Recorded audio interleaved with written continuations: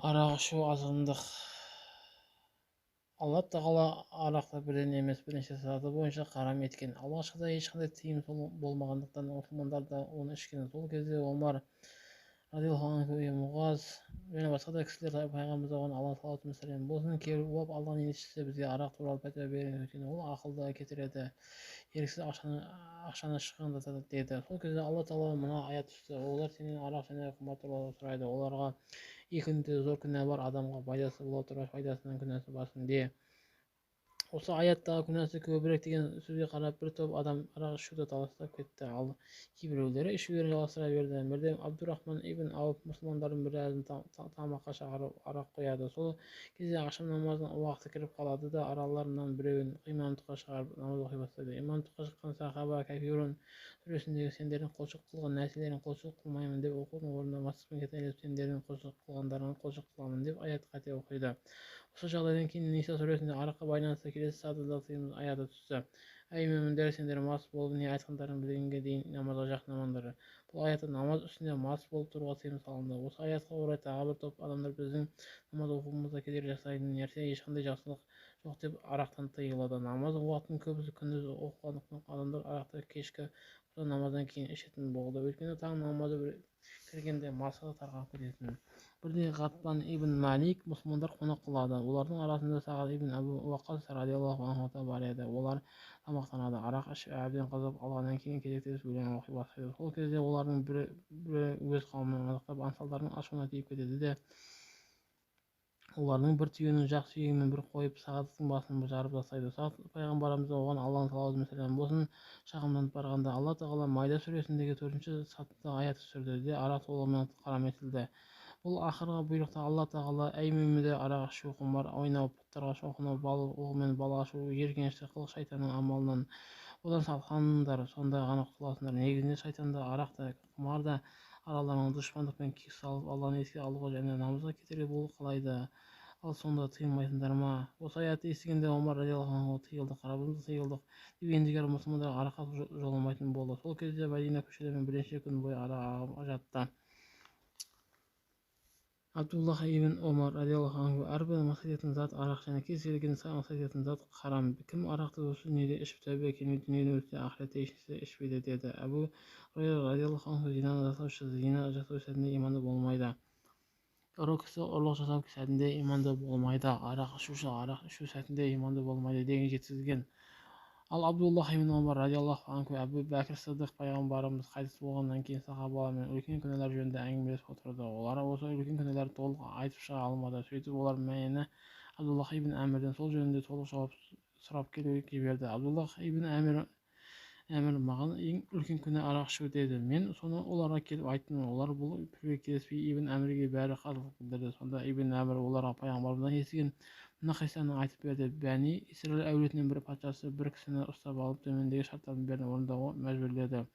Бас тартқан жағдайда өзін өлтіретінін айтты, ал шарттар арақ ішу немесе бір сәбиді өлтіру.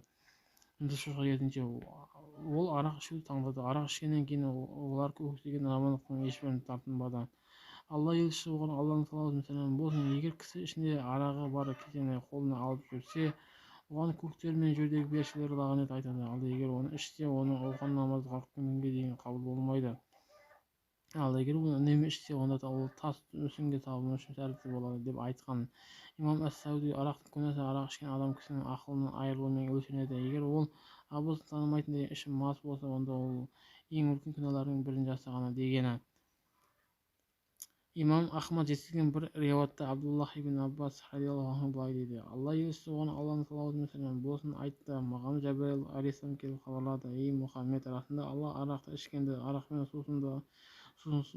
сусындырушы, сатушыны, сатып алушыны, жасаушыны, оны жасушыны, тасушыны және одан түскен қаржымен күн көріп жүргендерді лағнеттеген деген. Арақ ішуді харам еткен Алла оның саудасы мен одан түскен табысына тыйым салған. Арақ ішуші бұзақы деп танылып, оған мас болса да мас болмаса да жазалау міндет етіледі. Ал оны кім халал десе, ол алланың үкіміне қарсы келген күпір жасаған деген. Тағы бір хадисінде Абдурахман ибн Уағли айтады: мен ибн Аббастан радиаллаху анху арақ саудасы жөнінде сұрағанда ол мына оқиғаны әңгімеледі. Сахиб мен нефсі дәуе тайпасынан бір бәдәуи Меккені азат ету кезінде Расулалланы іздеп келіп арақ құйылған кесе ұсынды. Пайғамбар оған Алланың салауаты мен сәлемі болсын бұны көргенде: ей пәленше, алла тағаланың арақты харам еткенін білмеуші ме едің деп ұнатпаған сыңай танытты. Ол ұлын шақырып мына арақты ал да базарға апарып сатып жібер дегенде алла елшісі: ей пәленше, оған не дедің деп сұрады.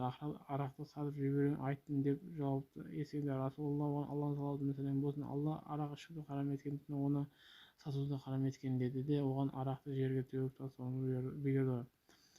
Әбу Хурайра радиаллаху анху пайғамбарымыз оған Алланың салауаты мен сәлемі болсын былай айтқан жеткізеді: арасында алла арақ шарапты және оның құнын, өлексені және оның құнын, доңызды және оның құнын харам етті деген.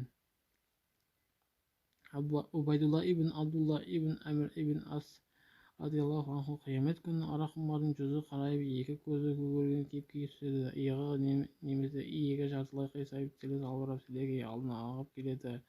Оны көргендердің бәрі де оның маскүнем екенін білдіріп таниды деген.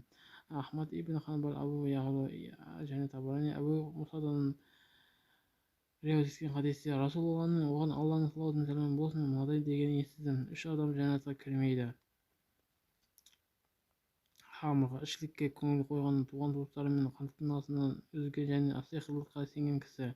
Кім хамырға көңіл қойған кейпінде дүниеден өтсе, алла оны ғаута өзеніне суарады деді. Сахабалар: ғаута өзені қандай өзен деп сұрады. ол жезөкшелердің әулетінен келетін өзен болып табылады. суда салаларға ол ауыр азап береді деп жауап береді. Пайғамбарымыз оған Алланың салауаты мен сәлемі болсын айтты: әркім мас болған халде дүниеден өтсе, қабірге мас халде кіреді және қабірден мас халде тіріледі, яғни қиямет күні мас халде қайтадан тіріледі. Хасан Басри, Шағби, Әбу Ханифа, Малики, Әбу Юсуф, Мұхаммед Шайбани радиаллаху анху арақ ішуге сексен түрлі соғылатынын айтқан. Ғалымдардың арасында арақ ішкен кісіні жазалап өлім жазасына кеспеу керекті бір тоқтамға келгенімен оның мөлшері 80 мен 40 түрлі соғуға байланысты түрлі пікірлер айтылған. Әбу Ханифа, Малики мазхабтары сахабалардың келген бір риуаятында 80 түрлі соғу міндеттілігін ұстанады, ал Шафиғи мен Ханбали мазхабтары сахабалардың жеткізген екінші бір риуаятында 40 түрлі соғуды жөн көреді. Әлбетте ол Дарул Ислам көп жылдар бойы жалғасып келе жатқан шариғат орныққан елдерде жасалуы тиіс. Ислам мемлекеттерінде орындалуы қажет дегенмен де қазіргі таңдағы мемлекеттердің заңдарында мұндай жазалау түрлерінің орнына басқа жазалау жолдары болғандықтан әрбір мемлекеттің тәртібінде заң қағидалар бұғануы талап етіледі. Сол себепті арақ ішу және сол арқылы әртүрлі адамгершілікке жат жасап жатқан көптеген адамдар сол елдердегі тәртіптерді сақтау органдары мен заң шығарушы құзырлы органдар жұмыс жасайды.